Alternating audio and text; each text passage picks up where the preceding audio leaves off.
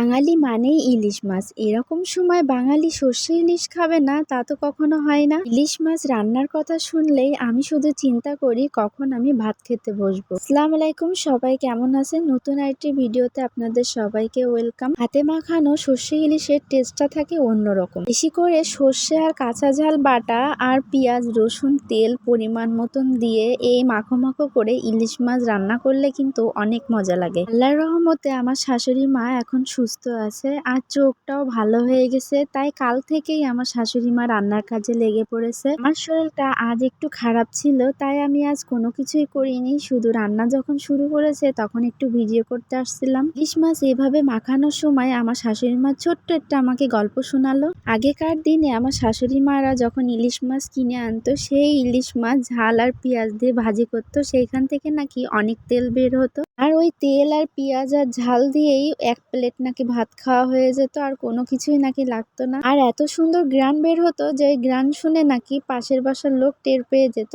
ওরা ইলিশ মাছ রান্না করতেছে। এই মাছগুলোর পেটে অল্প অল্প ডিমও ছিল। ডিম খেতে কিন্তু অনেক মজা লাগে। চারটা ছোট ছোট, এইগুলোকে পার্শে মাছ বলে। এই মাছটাও এর ভিতরে দিয়ে দিল আমার মেয়েকে খাওয়াবো এই জন্য। চুলায় মাছ বসাই দিয়েছে, অন্যদিকে লাল শাক ভাজি করবে, তো পেঁয়াজ আর রসুন ভেজে নিচ্ছে। লাল শাকগুলো একদম টাটকা আর ফ্রেশ ছিল। শাক খেতে আমার অনেক বেশি পছন্দ, এই জন্য আমার শাশুড়ি মা আজকে বাজার থেকে শাক কিনে এনেছে। আপনাদের সাথে ছোট্ট একটা কথা শেয়ার করতে চাই। আমি যখন ছোট ছিলাম আমার খুব ভালো এখনো মনে আছে, লাল শাক দিয়ে ভাত মাখায় দিত। বিশ্বাস করেন ভাতগুলো একদম লাল টকটক করতো শাকের কারণে। আর এখন লাল শাক দিয়ে ভাত মাখালেও কি একটুও রং হয় না, মানে লাল হয় না। আগের দিনে আমরা যে খাবারগুলো খাইছি সত্যি খাবারগুলো অনেক বেশি ভালো ছিল, স্বাদ ছিল। এখন কোনো খাবারেই যেন স্বাদ পাই না। যাই হোক, ভিডিও করতে করতে ওদিকে দেখি আমার মাছটা রান্না করা হয়ে গেছে। উপরে কিন্তু একদম তেল তেলে উঠে গেছে। মাছগুলো দেখেই লোভ লাগছে অনেক। দুই চুলোয় দুইটা দেওয়া হয়েছে, এই জন্য তাড়াতাড়ি হয়ে গেছে। এদিকে শাকটাও হয়ে গেছে। লাল শাকটা কেন জানি না একদম লাল টকটকে হয়নি।